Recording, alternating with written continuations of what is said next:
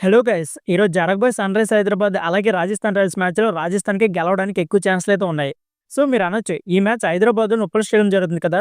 So, SRH home ground కాబట్టి ఎస్ఆర్‌హెచ్‌కి advantage ఉంటుంది. అంతేకాకుండా లాస్ట్ ఇయర్‌తో పోల్చుకుంటే ఈ ఇయర్ ఇషాన్ కిషాన్ అంటే స్ట్రాంగ్ పవర్ హిట్టర్ కూడా యాడ్ అయ్యాడు కాబట్టి సో, ఎస్ఆర్‌హెచ్‌కి ఎక్కువ అడ్వాంటేజ్ ఉంటుందని. సో, ఇలా చూసుకుంటే ఎస్ఆర్‌హెచ్చే గెలవాలి కదా! సో, నేనేంటి ఆర్ఆర్ గెలుస్తుందని చెప్తాననుకుంటున్నారా? సో, ఈ డౌట్‌కి ఈ వీడియోలో చాలా క్లియర్‌గా ఆన్సర్ దొరుకుతుంది. సో, దానికంటే ముందు వీడియోని స్కిప్ చేయకుండా లాస్ట్ వరకు చూడండి. అంతేకాకుండా వీడియోకి ఒక లైక్ చేసుకోండి. ఇకపోతే మన ఛానెల్‌ని సబ్స్క్రైబ్ చేసి నాకు సపోర్ట్ చేయండి. ఇక లేట్ చేయకుండా వీడియోని స్టార్ట్ చేసేద్దాం. ముందు 2 టీమ్‌ల యొక్క ప్లేయింగ్ 11 గురించి మాట్లాడుకుందాం. ముందుగా ఎస్ఆర్‌హెచ్ యొక్క ప్లేయింగ్ 11 గురించి మాట్లాడుకుంటే ట్రావిస్ హెడ్ అలాగే అభిషేక్ శర్మ ఇద్దరు ఓపెనర్స్ కూడా లాస్ట్ ఇయర్ ఏ రేంజ్‌లో బేవస్‌ని సృష్టించారో మనందరికీ తెలిసిందే. ఈ ఇయర్‌లో కూడా అంతకు మించి బేవస్‌ని సృష్టించేందుకు వీళ్ళిద్దరైతే రెడీ అయ్యారు. నెక్స్ట్ వన్ డౌన్‌లో ఇషాన్ కిషాన్. ఇషాన్ కిషాన్ బ్యాటింగ్ గురించి మనందరికీ తెలిసిందే. ఇంతకు ముందు ముంబైలో ఎలాంటి పవర్ హిట్టింగ్ చేయగలడో మనందరం చూసాం. ముద్దుగా ఇషాన్ కిషాన్‌ని పాకెట్ డైనమైట్ అని పిలుచుకుంటారు. ఇకపోతే మిడిల్ ఆర్డర్ బ్యాటింగ్ విషయానికొస్తే నితీష్ కుమార్ రెడ్డి, అలాగే ఎన్రిచ్ క్లాసన్, ఇకపోతే అభినవ్ మనోహర్. ముగ్గురు కూడా మెంటల్ నా కొడుకులు. ముగ్గురు కూడా ఒక రేంజ్‌లో అయితే హిట్టింగ్ చేయగలరు.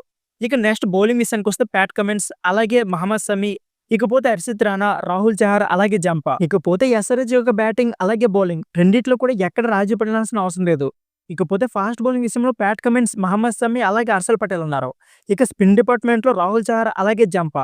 ఇద్దరు కూడా మంచి క్వాలిటీ స్పిన్నర్స్. ఒకవేళ ఎస్ఆర్హెచ్ టీమ్‌కి ఎక్స్ట్రా బౌలింగ్ అటాక్ కావాలనుకుంటే అభిషేక్ శర్మతో స్పిన్ వేయించొచ్చు. ఇకపోతే నితీష్ కుమార్ రెడ్డి కూడా మంచి ఫాస్ట్ బౌలింగ్ వేయగలరు. సో ఇది ఎస్ఆర్హెచ్ యొక్క ప్లేయింగ్ 11. ఇకపోతే రాజస్థాన్ రాయల్స్ యొక్క ప్లేయింగ్ 11 గురించి మాట్లాడుకుంటే కెప్టెన్ సంజు శాంసన్. ప్రెజెంట్ అయితే అతను కెప్టెన్ కాదు, రియాన్ పరాగ్ అయితే ప్రెజెంట్ కెప్టెన్ చేస్తారు 3 మ్యాచ్లకి. సో ఓపెనర్గా సంజు శాంసన్ అలాగే జైస్వాల్ వస్తారు. సో ఇద్దరు కూడా మంచి హిట్టర్సే. ఇకపోతే నెక్స్ట్ ప్లేస్లో నితీష్ రాణా వస్తారు. నితీష్ రాణాకు అయితే ప్రెజెంట్ అంత ఫామ్లో లేరు, కాకపోతే అతను కూడా మంచి పవర్ హిట్టర్. ఇకపోతే నెక్స్ట్ 4th ప్లేస్లో కెప్టెన్ రియాన్ పరాగ్, అలాగే 5th ప్లేస్లో ధ్రువ్ జువెల్, అలాగే 6th ప్లేస్లో హెట్మైర్ అయితే ఎలాంటి హిట్టింగ్ చేస్తారో మనందరం ప్రత్యేకంగా చెప్పుకోవాల్సిన అవసరం లేదు. ఇకపోతే 7th ప్లేస్లో బౌలింగ్ ఆర్చర్, అలాగే 8th ప్లేస్లో అసరంగా, 9th ప్లేస్లో తీక్షణ, 10th ప్లేస్లో సందీప్ శర్మ, ఇకపోతే 11th ప్లేస్లో తుషార్ దేశపాండే.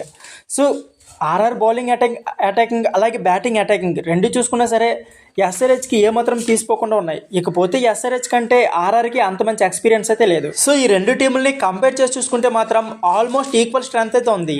సో ఎస్ఆర్హెచ్లో ఎక్స్పీరియన్స్ ఉన్న ప్లేయర్స్ ఎక్కువ మంది ఉంటే ఆర్ఆర్ టీంలో మంచి యంగ్ ప్లేయర్స్ అయితే ఉన్నారు. సో ఈ మ్యాచ్ అయితే కన్ఫర్మ్గా చాలా క్లోజ్ అయ్యే ఛాన్స్లు అయితే ఎక్కువగా ఉన్నాయి. బట్ స్టేటస్ చూసుకుంటే మాత్రం ఆర్ఆర్ బౌలర్స్కి ఎస్ఆర్హెచ్పై మంచి రికార్డ్స్ అయితే ఉన్నాయి. సో ఎస్ఆర్హెచ్ కంటే 1 or 2% ఆర్ఆర్కే గెలిచే ఛాన్స్ అయితే ఎక్కువగా ఉన్నాయి. సో ఫ్రెండ్స్, ఇది వీడియో. ఈ వీడియో నచ్చితే please like, share and subscribe my channel. Thank you for watching.